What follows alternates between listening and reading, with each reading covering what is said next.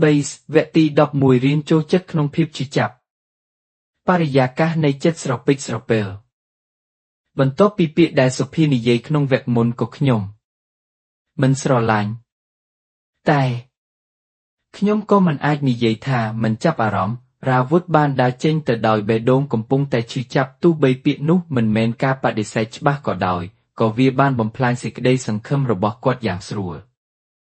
ក្នុងភាពឈឺចាប់នៃចិត្តគាត់ព្យាយាមផ្ដោតលើការសិក្សាវិញតែគ្មានថ្ងៃណាដែលអាចរំលងរូបនាងក្នុងចិត្តបានរាវុធក្លាយជាអ្នកស្ងៀមស្ងាត់តែមិនបានបាត់បង់សេចក្តីស្រឡាញ់ឡើយសម្បត្តិចុងក្រោយនៅមួយថ្ងៃចុងសប្តាហ៍ភាពស្រងូតចិត្តបានជំរុញឲ្យគាត់សរសេរសម្បត្តិមួយគាត់យល់ច្បាស់ថាសុភានៅមិនទាន់ត្រៀមខ្លួនដូច្នេះគាត់ក៏សម្រេចចិត្តផ្ញើសំណួរជាសំណួរដោយសម្បត្តិហើយដាក់វាឲ្យនាងក្រោមទ្វារផ្ទះខ្ញុំសូមអភ័យបើថ្ងៃណាអ្នកត្រៀមចិត្តរួចសូមអានសម្បត្តិនេះខ្ញុំមិនសូមអ្វីពីអ្នកទេប៉ុន្តែសូមដឹងថាសេចក្តីស្រឡាញ់មិនត្រូវបានទាមទារតែត្រូវបានចាប់អារម្មណ៍ក្នុងភាពស្ងៀមស្ងាត់ទេនៅក្នុងសម្បត្តិនោះគាត់មិនទាមទារឲ្យនាងស្រឡាញ់ទេគ្រាន់តែបង្ហាញពីអារម្មណ៍ដែលស្មោះស្ម័គ្ររបស់គាត់បើកចិត្តដោយសុចរិតតែគ្មានការរំពឹងចំពោះការឆ្លើយតបឡើយ Base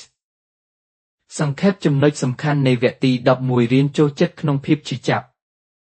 រាវុធនៅតែស្រឡាញ់បន្ទាប់ពីពាក្យស្មុគស្មាញរបស់សុភាគាត់ព្យាយាមចង់ចិត្តដើម្បីបន្តអនាគតរបស់ខ្លួនតែចិត្តនៅតែពាក់ព័ន្ធនឹងអតីតភាពសរសេរសម្បត្តិជាសេចក្តីស្រឡាញ់ចុងក្រោយដើម្បីឲ្យសុភាអាននៅពេលនាងត្រៀមចិត្តរួចបង្ហាញការស្រឡាញ់ដោយមិនទាមទារនិងទុកអាទិភាពសុភាជ្រើសរើសសូម្បីនឹងឈឺចាប់រាវុធកំពុងរៀននិយាយថាខ្ញុំស្រឡាញ់អ្នកដោយគ្រាន់តែបានឲ្យនាងសុខចិត្តវគ្គនេះបង្ហាញពីការពិតប្រាកដនៃសេចក្តីស្រឡាញ់ដែលមិនបានឆ្លើយតបជាស្របគ្នាប៉ុន្តែមានតម្លៃចំពោះចិត្តមនុស្ស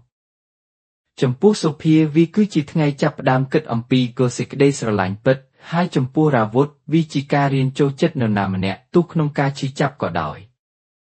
ចង់ឲ្យបន្ថែមវគ្គទី12ទេ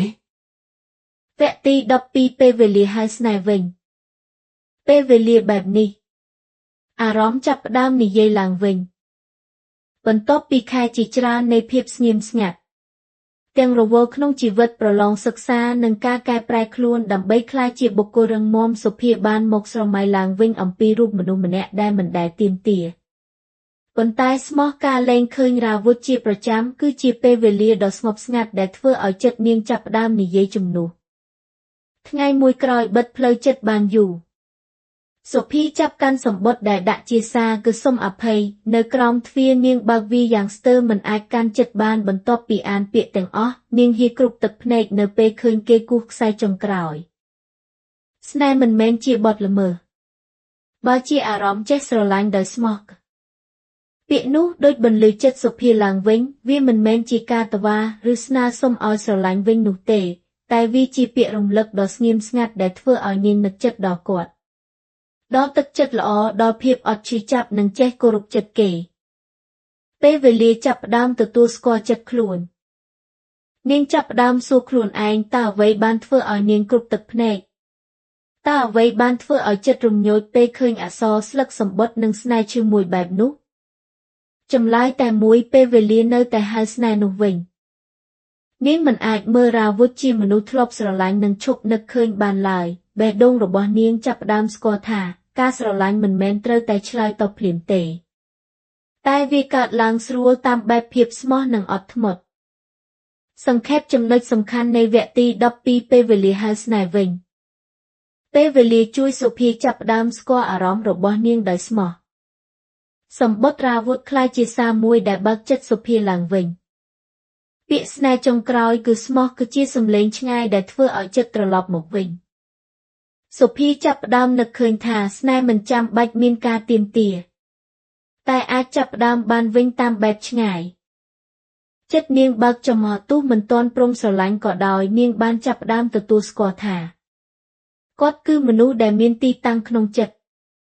វគ្គនេះជាដំណាក់កាលដ៏សំខាន់ដែលបង្ហាញពីកម្រិតអារម្មណ៍កំពុងរីកលូតឡើងវិញបន្ទាប់ពីការឈឺចាប់និងស្ងៀមស្ងាត់យូរវាជាជំហានមួយនៃស្នេហ៍ពិតដែលបើមិនឲ្យពេលវេលានោះវានឹងមិនអាចរីកចម្រើនបានឡើយចង់ឲ្យបន្តទៅវគ្គទី13ទេ វគ្គទី13វិលត្រឡប់ពេលស្នេហ៍មួយធ្លាក់ចូលក្នុងសេចក្តីរងចាំហើយបានការឆ្លើយតបបន្ទាប់ពីអានសម្បត្តិរាវុធនិងជួបជុំក្តីនឹកចិត្តជាច្រើនខែសុភីចាប់ផ្ដើមដើរតាមបេះដូងរបស់នាងវិញក្តីសង្ស័យដែលធ្លាប់ធ្វើឲ្យនាងស្ងប់ស្ងាត់ក៏បានរលាយទៅជាក្តីប្រាកដថានាងមិនអាចបន្តនៅស្ងៀមសុភីបានផ្ញើសារទៅគាត់ដោយចំណងមួយដែលចង់ដឹងអ្នកនៅចាំខ្ញុំទេជាការឆ្លើយតបមិនចាំបាច់ពន្យល់ច្រើនរាវុធបានផ្ញើសារ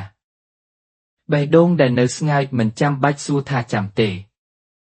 ពាក្យតែប៉ុន្មានយ៉ាងសង្ខេបប៉ុន្តែពោពេញដោយក្តីស្រឡាញ់ដែលមិនដែលស្ងប់ស្ងាត់ក្នុងចិត្តគាត់មិនចាំបាច់បញ្ជាក់ព្រោះការរងចាំគឺជាផ្នែកមួយនៃស្នេហ៍ពិតនារីដែលគាត់បានទុកចិត្តម្ដងមួយកាលបានចាប់ផ្ដើមឲ្យសង្ឃឹមជាថ្មី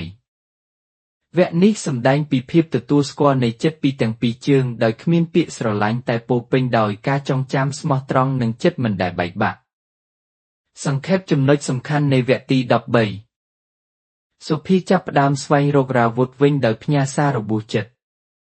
រាវុធឆ្លើយតបយ៉ាងស្មោះថាគាត់មិនដែលបំភ្លេចនាងឡើយពាក្យស្នេហ៍មិនចាំបាច់ពោលផ្ទាល់តែសម្ដែងពីភាពស្មោះនិងស្នេហ៍ឆ្អែតឆ្ងាញ់ស្នេហ៍បានចាប់ផ្ដើមវិលត្រឡប់ដោយពន្លឺសង្ឃឹមថ្មីនេះជាចំណុចបើកផ្លូវទៅកាន់ការប្តេជ្ញបេះដូងវិញទាំងសង្វេគនិងសុភមង្គលវគ្គក្រោយតើពួកគេនឹងជួបគ្នាតើការផ្ដើមលើស្នេហ៍ថ្មីនឹងធ្វើឲ្យពួកគេចាប់ដៃគ្នាឡើងវិញឬយ៉ាងដូចម្តេចចង់ឲ្យបន្តទៅវគ្គទី14ទេវគ្គទី14ដំណើរទៅខេត្តជាមួយគ្នាពេលដែលស្នេហ៍ចាប់ផ្ដើមមួយទៀតនៅចន្លោះទឹកភ្នែកនិងភាពរំភើបបន្ទាប់ពីការឆ្លើយតបដែលពោពេញដោយអារម្មណ៍សុភានិងរាវុធបានជួបគ្នាវិញក្នុងការស្ងប់ស្ងាត់មួយដ៏ផ្អែមល្ហែមដើម្បីរួចផុតពីភាពស្រួលចិត្តនិងភាពសង្ស័យមុននេះពួកគេបានសម្រេចចិត្តធ្វើដំណើរទៅលេងស្ទឹងសែនជាមួយគ្នាស្ទឹងសែនជាកន្លែងធម្មជាតិដ៏ស្រស់ស្អាតដោយមានទឹកស្អាតភ្លឺថ្លានិងខ្យល់បរិសុទ្ធជួយជម្រះភាពអាក្រក់កាយនៅទីនោះពួកគេអាចនិយាយគ្នាយ៉ាងសេរីលេងជាមួយបេះដូងដែលមិនទាន់បានឆ្លើយតបពេញលេញពេលវេលាคล้ายទៅជាសន្និសីទដ៏ជ្រាលជ្រៅសម្រាប់អារម្មណ៍ទាំងពីរនៅពេលថ្ងៃចាប់ផ្ដើមលិចចុះហើយពន្លឺព្រះអាទិត្យត្រឡប់ពីលើទឹកសុភាបានមើលទៅរាវុធហើយនិយាយជាថ្មីមួយខ្ញុំសម្រេចចិត្តហើយខ្ញុំនឹងសុំឪពុកអ្នកឲ្យលែងលះខ្ញុំមិនចង់រស់ក្នុងអ្វីដែលមិនពិតទេខ្ញុំចង់ស្រឡាញ់ដោយសេរីដោយមិនមានអំពើក្លែងក្លាយពាក្យនោះពោពេញដោយភាពដិតដល់និងភាពរឹងមាំនាងចង់ធ្វើឲ្យជីវិតដើរទៅមុខដោយក្តីស្រឡាញ់ដែលមិនអាចរក្សាទុកជាការសង្ស័យបានទៀតចំពោះរាវុធនេះជាពេលដែលបេះដូងគាត់រីករាយដូចជាភ្លៀងធ្លាក់លើដីស្ងួតសង្ខេបចំណុចសំខាន់នៃវគ្គទី14សុភានិងរាវុធដើរទៅខេត្តជាមួយគ្នាដើម្បីទទួលយកពេលវេលាផ្ទាល់ទីតាំងស្ទឹងសែនបានផ្ដល់ឱកាសឲ្យពួកគេសន្ទនាដោយចិត្តស្មោះសុភាសម្រេចចិត្តសុំឪពុករាវុធលែងលះបើកផ្លូវទៅរកជីវិតថ្មីក្តីស្រឡាញ់បានចាប់ផ្ដើមបញ្ចេញពន្លឺច្បាស់លាស់ជាលើកដំបូងវគ្គនេះបង្ហាញពីភាពរឹងមាំរបស់នារីម្នាក់ក្នុងការជ្រើសរើសស្នេហ៍ពិតជំនួសនឹងការនិយាយសម្លេងមនុស្សតីតើឪពុករាវុធនឹងយល់ទេតើការស្នើសុំនេះនឹងជួយឲ្យស្នេហ៍ពួកគេចាប់ដៃគ្នាបានឬទេមានចំណាប់អារម្មណ៍ឲ្យបន្តទៅវគ្គទី15ទេវគ្គទី15មិនមែនជាម៉ែចុងគឺជាគូស្នេហ៍ពាក្យស្រទន់ដែលជាសញ្ញាថាស្នេហ៍បានឈានដល់កម្រិតថ្មីឆ្នាំក្រោយមកក្រោយការប្រឈមនឹងការសម្រេចចិត្តក្តីឈឺចាប់និងការរងចាំដែលតែងស្រមៃថាអាចជាពេលចុងក្រោយសុភានិងរាវុធបានឈរជាមួយគ្នាវិញក្រោមស្រមោលដើមឈើដែលទឹកភ្នែកសំនៀងបេះដូងនិងពេលវេលាបានធ្វើឲ្យពួកគេយល់អំពីតម្លៃនៃការរក្សាគ្នារាវុធបាននិយាយឲ្យស្រទន់មួយសន្លឹកអ្នកមិនមែនជាម៉ែចុងសម្រាប់ខ្ញុំទេអ្នកគ្រាន់តែជាស្ត្រីម្នាក់ដែលខ្ញុំចង់បានជាដៃគូជីវិតពាក្យនោះបានបំភ្លឺចិត្តសុភាហើយនាងស្ងប់ស្ងាត់មិនមែនដោយក្តីសង្ស័យទេប៉ុន្តែដោយក្តីស្រឡាញ់ដែលមិនអាចបដិសេធបានទៀតចាប់ពីពេលនោះស្នេហ៍របស់ពួកគេមិនមែនជាការចាប់អារម្មណ៍ឬអាណិតស្រឡាញ់តែបណ្ដោះអាសន្នទេវាជាស្នេហ៍ដែលធ្វើឲ្យមនុស្សម្នាក់ដោះចេញពីអតីតកាលនិងសម្រេចចិត្តទៅរកអនាគតជាមួយគ្នាពួកគេបានក្រឡេកមើលគ្នាតែម្ដងនោះបេះដូងទាំងពីរត្រៀមសម្រាប់ជីវិតថ្មីដែលគ្មាននរណាចាត់ទុកថាគឺជាម៉ែចុងឬកូនប្រុសម្ដាយវិញមានតែគូស្នេហ៍ដែលស្មោះត្រង់ សង្ខេបចំណុចសំខាន់នៃវគ្គទី15ស្នេហ៍របស់សុភានិងរាវុធបានឈានដល់កម្រិតយល់ព្រមនិងទទួលយកគ្នា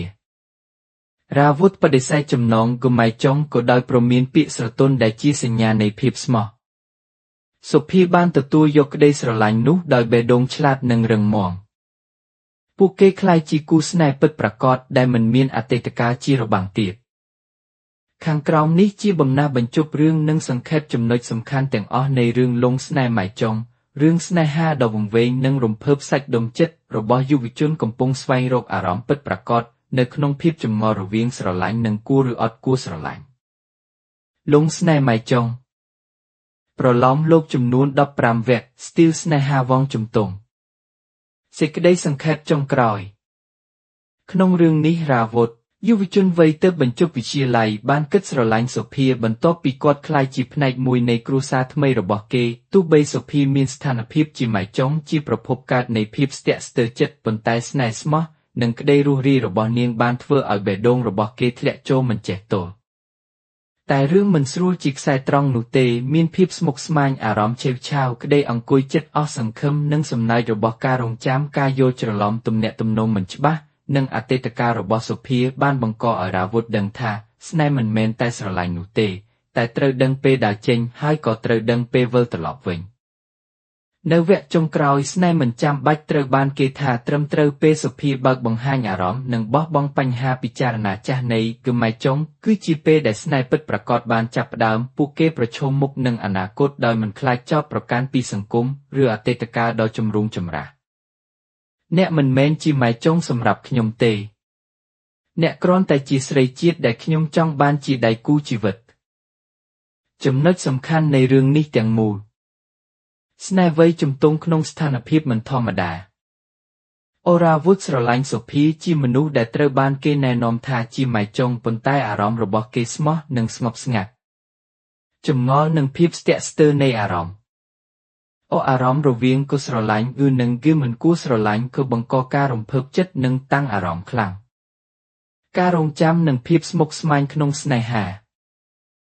ការយល់ច្រឡំនិងភាពស្ងៀមស្ងាត់រយៈពេលយូរបង្កឲ្យជីវិតពោរពេញដោយភាពស្រពេចស្រពិលនិងសង្ឃឹមមិនចប់ភាពរឹងមាំនៃការចិត្តស្រឡាញ់ទាំងសុភានិងរាវុធបានចេះជៀសភ្លើអារម្មណ៍មិនច្បាស់និងក្លាយជាអ្នករឹងមាំក្នុងការទទួលស្នេហ៍ដោយជំនឿការទទួលស្គាល់ដោយសេរីភាពនៃបេះដូង